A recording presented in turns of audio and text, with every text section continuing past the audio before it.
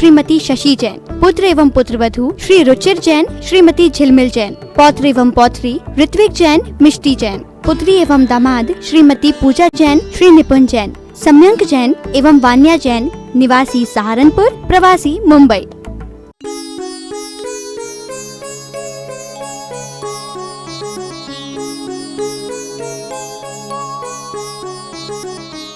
तो ऐसे अनेक प्रसंग हमने सुने हैं कि उनकी सारी विपत्तियां, दुख, दारिद्र आदि दूर हुए हैं और वे संतुष्ट होकर के भगवान की भक्ति में लीन होकर के अपने जीवन को सफल बनाने का प्रयास करते हैं।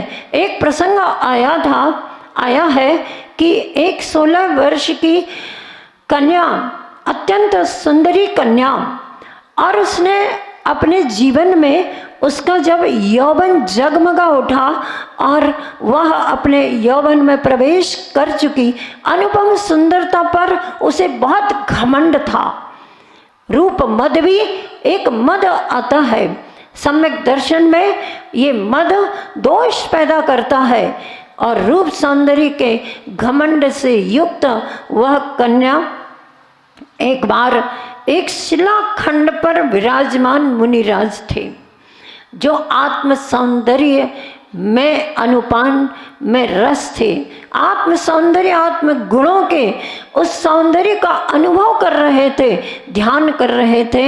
शिलाखंड पर बैठे महातपस्वी मुनिराज को जैसे ही उसने देखा, दृष्टि पड़ी और जैसे ही देखा कि मुनिराज के मलिन शरीर की ओर दृष्टि गई, तो उसे मुनिराज के मलिन शरीर को देख करके उसने मुनिराज का अपमान किया। और क्या किया कि ये इस तरह से नग्न दिगंबर रहते हैं, कभी भी स्नान नहीं करते हैं, आदि आदि। पर सब कुछ कहने के बाद भी मुनिराज की ध्यानस्थ मुद्रा में कोई अंतर नहीं आया, कुछ भी प्रभाव नहीं पड़ा। परंतु वह घर आई और कुछ ही समय व्यतीत हुए, कुछ दिन व्यतीत हुए कि उसे मुनि निंदा करने का और अपने रूप सौंदर्य का जो घमंड था, उसके फल स्वरूप उसे कुष्ठ रोग हो गया। अब कुष्ठ रोग हो गया तो पता है सभी को, किसी को भी शरीर में इतना छोटा सा सफ़ेद स्पॉट दिखने लग जाता है तो व्यक्ति चिंतित हो जाता है और सोचता है ये क्या हुआ, ये क्या होने जा रहा है। ये पूर्व में किए गए पाप का फल होता है। ये पूर्व में किसी भी दिगंबर मुनि राज की निंदा की होगी, उसका फल होता है।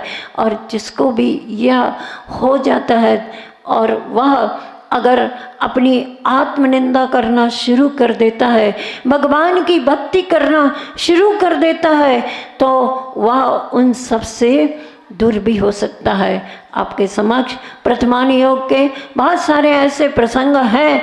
श्रीपाल मैना सुंदरी, श्रीपाल का शरीर कुष्ठ रोग से ग्रसित था, लेकिन मैना सुंदरी ने भगवान की भक्ति सिद्धों की आराधना इस तरह से की कि कुष्ठ रोग पूरा का पूरा दूर हो गया।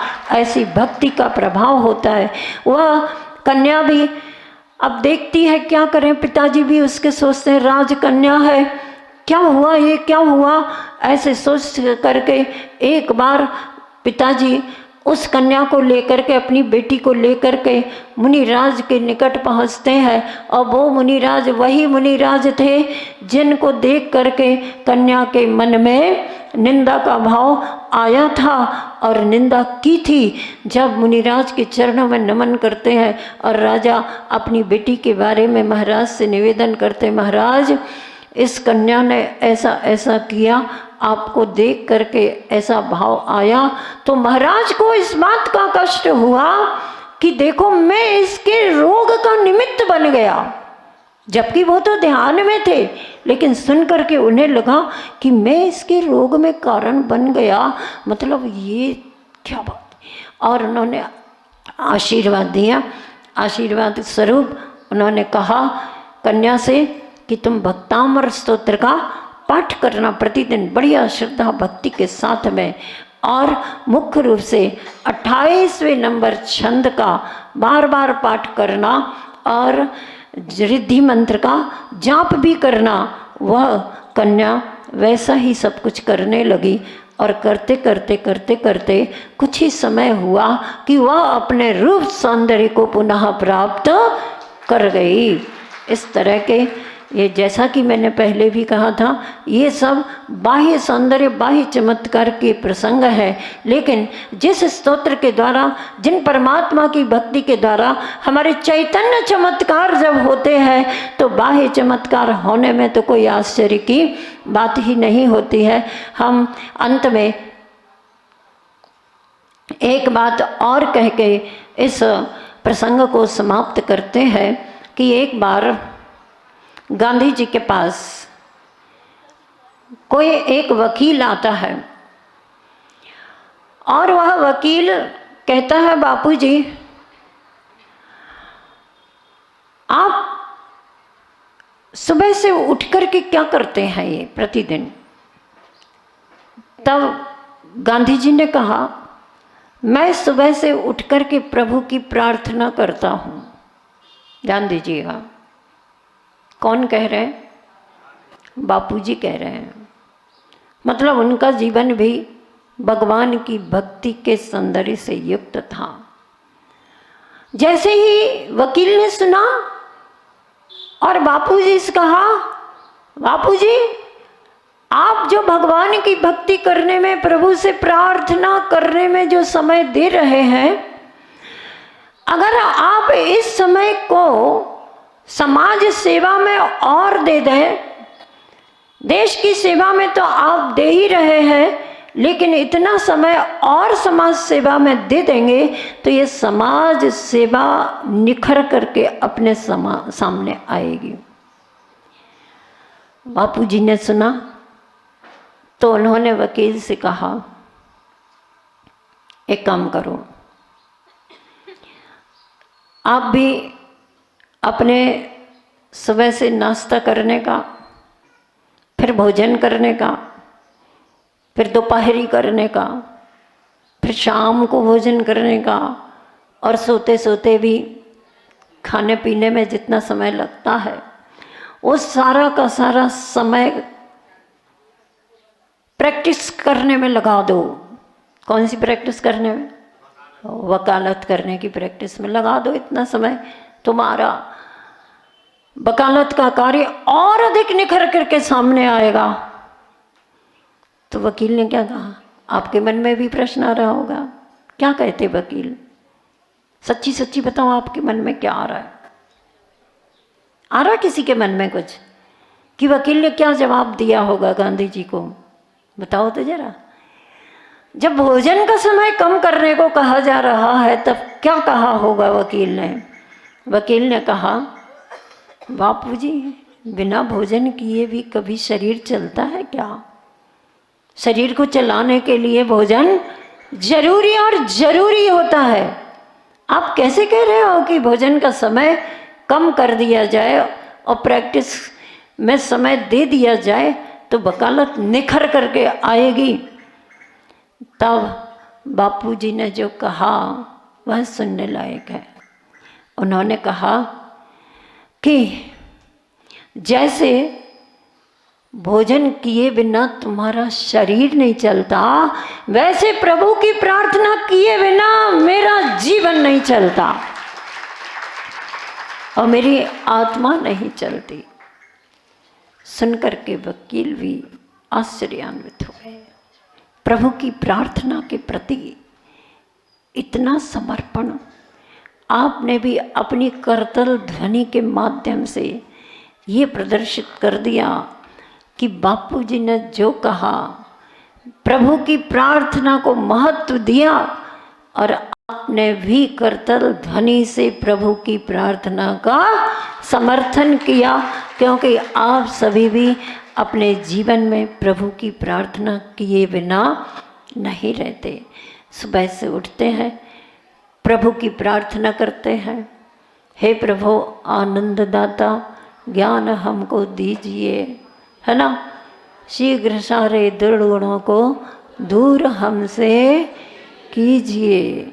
जब बहुत छोटे थे ना, बहुत छोटे का मतलब समझते हैं आप लोग, और पिताजी जो अब आप सभी के समक्ष आसन्न सागर जी के नाम से जाने जाते रहे, जब भी सुबह से उठते उनके मुख से ये पंक्तियां जरूर निकलती थी। कौन सी? हे प्रभु। अब मैं सोचती ये भजन है क्या है, कहाँ लिखी हैं ये पंक्तियां, लेकिन उनके मुख से सुनते सुनते सुनते सुनते याद हो गई। और सुबह सुबह से भगवान के समक्ष, प्रभु के समक्ष ये प्रार्थना करना, हे प्रभु आनंददाता ज्ञान हमको दीजिए। और ऐसी प्रार्थना करना कोई एक अपने जीवन में भव्यता को प्राप्त करने वाला ही हो सकता है। गांधी जी की उस प्रभु प्रार्थना से वकील स्वयं ऐसा प्रभावित हुआ कि वह भी अपने जीवन में सुबह से उठ करके प्रतिदिन प्रभु की प्रार्थना करने लगा। और फिर कहता है बापूजी से, बापूजी क्या आपने मुझे प्रेरणा दी। मेरी जिंदगी के आज तक के जितने भी वर्ष हुए और उन वर्षों में जितने महीने हुए, जितने पक्ष हुए, जितने सप्ताह हुए, जितने दिन हुए, जितने घंटे हुए, जितने मिनट हुए, जितने सेकंड्स हुए, वे सभी मेरे निरर्थक चले गए। आज से मेरी जिंदगी के वे क्षण सार्थक हैं जिन क्षणों में मैं भगवान से, प्रभु से प्रार्थना करता हूँ और कहता हूँ, हे प्रभु आनंद दाता ज्ञान हमको दीजिए, शीघ्र सारे दुर्गुणों को दूर हमसे। और अंत में भगवान भी उस भक्त से कहते हैं, प्रभु की प्रार्थना करने वाले से कहते हैं, जो कि आचार्य श्री जी ने एक निरंजन शतक में एक काव्य लिखा है, वह भी वसंत तिल का छंद में। उन्होंने कहा, ध्यान से सुनेंगे तो अर्थ अपने आप समझ में आएगा, और ये अर्थ समझ के अपने जीवन को अर्थवान बनाने की पूरी कोशिश करना। भगवान के सामने जाने के उपरांत भी, प्रतिदिन दर्शन करने के उपरांत भी हमारा मन तृप्त नहीं होता, तब भगवान हमसे क्या कहते हैं, ये आचार्य श्री जी और भगवान के बीच की बात है। उन्होंने चूंकि उस रहस्य को शब्दों में लिख दिया, बड़ा उपकार किया कि आचार्य श्री आप भगवान की बात सुनते हो और आपकी बात भगवान भी सुनते हैं। भगवान का आचार्य कहते हैं, सौंदर्य पान कर भी मुख का तुम्हारे, प्यासा रहा मन तभी तुम यों पुकारे, पीयूष पी निज तृषा यदि है बुझाना, बेटा तुझे सहज शाश्वत शांति पाना। देखो क्या कहा उन्होंने, कहते हैं, हे भगवान मैंने आपके सौंदर्य का प्रतिदिन दर्शन किया, आपके मुख के सौंदर्य का अनुपान किया, फिर भी मेरा मन प्यासा रहा। सो भगवान तो कौन होते हैं? केवली भगवान होते हैं।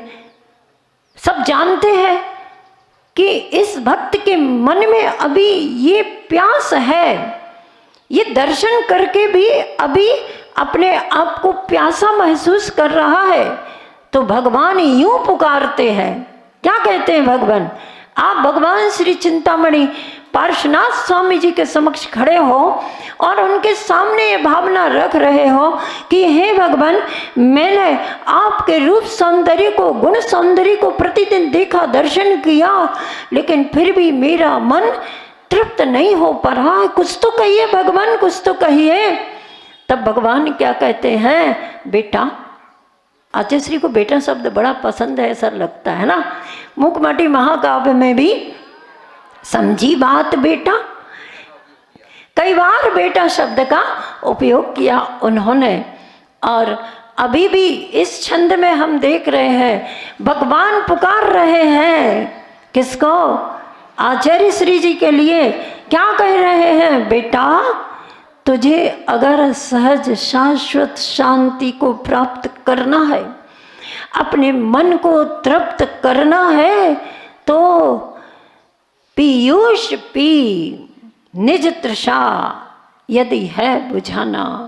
पीयूष पी करके तुम्हें अपनी तृषा को बुझाना है, तो इस शांति को प्राप्त करने वाला जो ये भक्ति का मार्ग है, भगवान के गुणों का स्तवन करना और उनके आदेश के अनुसार, उनकी आज्ञा के अनुसार अपने जीवन को जीना, यह वास्तव में हमारी तृप्ति का कारण है। और वही मन की तृप्ति हम सभी की हो। भगवान का हमें भी ये पुकार का शब्द मिले, कभी हम भी ये महसूस करें। आचार्य श्री जी ने तो महसूस कर लिया और लिख दिया कि भगवान मेरा मन तृप्त नहीं हो पा रहा, क्या करूं? तो भगवान कहते बेटा सुनो, तुम निजामृत का पान करो, अर्थात परमात्मा के दर्शन करते करते अपने आत्मा के गुणों का स्मरण करो और अपने आत्मा को परमात्मा बनाने के मार्ग पर आगे बढ़ो। निश्चित तौर पर तुम्हारी निज तृषा शांत हो जाएगी और सहज शाश्वत शांति को तुम प्राप्त कर लोगे। जब भगवान की ऐसी पुकार मिलती है तो आचार्य श्री जी को कितना अच्छा लगा होगा जिस समय ये काव्य लिखा होगा। ये सोचने का आप अपने आप में विचार लाओ, प्रयास करो कि भगवान आचार्य श्री जी ने जो भी लिखा है, किन अनुभूतियों के दौर से निकल करके उन्होंने लिखा होगा। आप भी कल्पना करो, हम भगवान के सामने बैठे, भगवान हमें पुकार रहे, हम गुरु के सामने बैठे और गुरु हमें पुकारे कि ओ सुनो, ऐसा करो तो तुम्हारा अच्छा हो जाएगा। हम धन्य हो जाते हैं उनके शब्दों को सुन करके। हम सभी धन्य हैं ऐसे गुरुवर को पा करके, जिनके दर्शन करके हमें वीतरागता का मार्ग का राज और रहस्य समझ में आता है। हम अपनी वीतरागता को उद्घाटित करने में गुरुदेव के प्रति समर्पित होकर के और उनकी कृतज्ञता का ख्याल करते, उनका गुणगान करते हैं कि इस अनुपम जो अद्वितीय, जो कि नेत्रों, इन चर्म नेत्रों के द्वारा दिखने वाला नहीं है, ऐसे वीतराग चैतन्यता का सौंदर्य का उपदेश आपने हमें दिया। हम सभी उसका अनुपान करके आनंद का अनुभव करते हैं। सभी जीव आनंद में हों, सुखी रहें सब जीव जगत के। इस भावना के साथ आज मैं अपनी वाणी को विराम देती हूँ। जय बोलिए आचार्य परमेष्टि गुरुवर श्री विद्यासागर जी महामुनि महाराज की।